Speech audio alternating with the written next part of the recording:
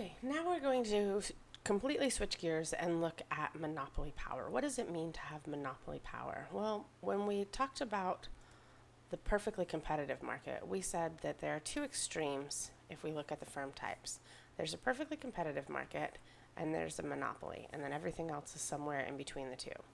So obviously, in a perfectly competitive market, there's a lot of competition. There's an infinite or very, very many buyers and sellers. In a monopoly, there are a lot of buyers, but there's only one seller. So the number of substitutes in a perfectly competitive market is that there's a lot of substitution. 1 pound of rice is very similar to another pound of rice. In a monopoly, having monopoly power means that these firms don't have very much competition. They are what we call price setters. If we looked back at perfectly competitive firms, they were price takers. If this is price and this is quantity, then whatever the market price is, maybe $10 for some sort of widget, then that's the price that every firm has to charge, and that's also where the demand's going to be.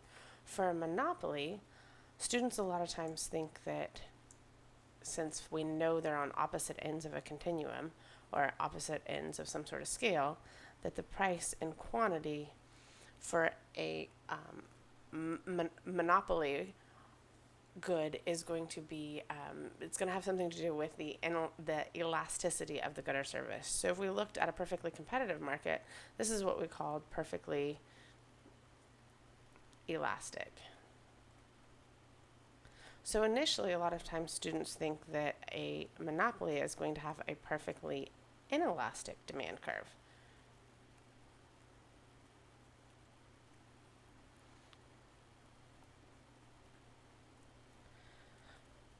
However, for a price taker, that means that a perfectly competitive firm has to go with whatever price the market bears. Okay, so we know that monopolies are not going to be price takers. They're what we call price setters. So what does that mean? Well, what are the monopolies that we can think of? How many alternatives are there for gas and electricity? PG&E definitely has monopoly power. Is there a substitute to having electricity brought into your home? Absolutely. You could have solar. Is it a close substitute? Well, there's going to be a huge startup cost for you, even with government rebates. There's going to be a huge startup cost for you to put solar panels on your home. But what about gas? If you're living within a city limit, you can't just have one of those extremely large blue propane containers full of gas in front of your house. So that means that we can see almost a perfect monopoly for gas.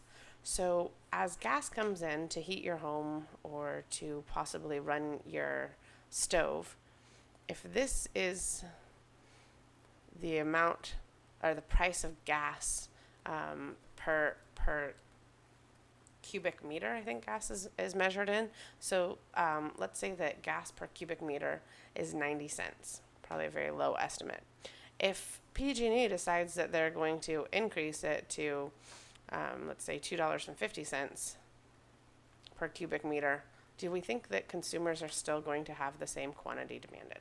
Do we think that the demand is going to go down as the price goes up?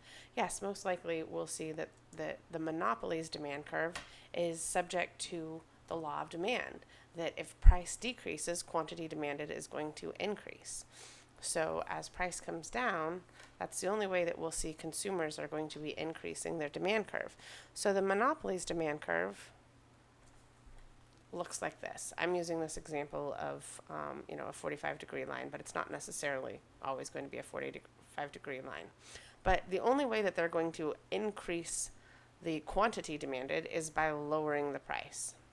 Okay, so at high prices, there's going to be a low quantity demanded, and as the price comes down, the quantity demanded is going to increase. So it's exactly what we've seen many times before, where we see that there's a downward sloping demand curve. So this is what we have as a price setter. Could a perfectly inelastic demand curve ever be for a monopoly? Yeah, absolutely. However, 99.9% of monopolies are going to have a downward sloping demand curve. Okay, so what does this mean? Well, let's take a look at how a monopoly is going to set the price. How are they going to choose their price for a good or service that they're selling? So I'm going to kind of blow up the graph that we just did, and I said, let's see, at $100, if this is price and this is quantity, just for easy numbers to work with, let's say that at $100, nobody would want my good or service. Okay, so nobody would want it at all. As I start bringing the price down,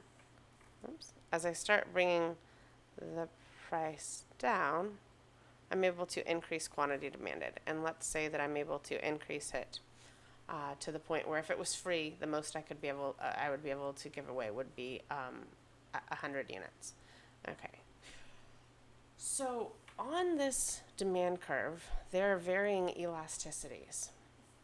If we look at this point right here, where it's the midpoint, and we said at $50, there would be 50 units that would be bought and sold. Okay, so that's the midpoint of the demand curve. If you remember back to elasticities, there are varying elasticities on a single demand curve. This point right here in the middle is unit elastic. So what does that mean? Well, we remember that total revenue is price times quantity. Total revenue can increase, decrease, or stay the same if there's a change in price. If it's unit elastic, which means that the price elasticity of demand is exactly equal to 1.0, any increase in price will lead to a decrease in quantity demanded of the exact same amount. So it's going to result in no change for total revenue. Okay, that's a delta. No change for total revenue. If it's in the inelastic range,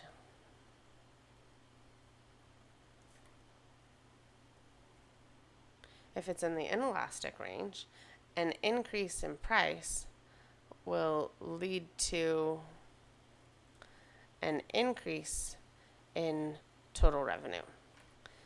If the price is in the elastic range,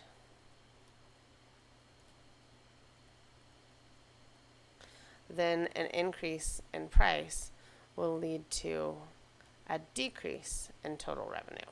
Okay, so this is kind of a review from our elasticities. So on this varying demand curve, a firm would never want to price below the point of unit elasticity if they have price setting ability. Okay, if they price below the point of unitary below the point of unitary elasticity, the change in total revenue, which we call the marginal revenue, the change in total revenue is going to be 0 at this exact point. Okay, so that means at this exact point, right here, marginal revenue is going to change from a positive number to a negative number. Okay, so if we kind of put in our tick marks, a firm would only want to price in this area. They would never price below the unitary elastic area, because at that point, marginal revenue, which is equal to the change in total revenue divided by the change in quantity, turns negative. Okay, so that means over here in this area, marginal revenue is a positive number. Over here in this area, marginal revenue becomes negative. Let me say it becomes negative. Marginal revenue is a positive number. So that means at this point, right in the middle, marginal revenue is going to be equal to 0. Okay, so if they lower their price any more past this point, total revenue is going to go down with the increase in quantity to the point where marginal revenue changes from a positive number to a negative number. Okay, so right here, our total revenue, or our marginal revenue curve, is going to have to go through the axes, changing from a positive number to a negative number. So let me see how I can do this. Okay, so this is my marginal revenue line. I missed it ever so slightly. So the great thing about perfectly competitive firms, we knew when looking for the marginal revenue curve was going to be the exact same curve as the demand curve. When looking at a monopoly, the great thing about the relationship between demand and marginal revenue is marginal revenue curve is always going to be twice as steep as the demand curve. So if the demand curve intersects the axes at 100 units, the marginal revenue curve must intersect the axes at 50 units. Okay, so it's always going to be twice as steep, or demand is going to be twice as flat as the marginal revenue curve, however you want to look at it. So that means that for a monopoly, they're always going to price in this zone.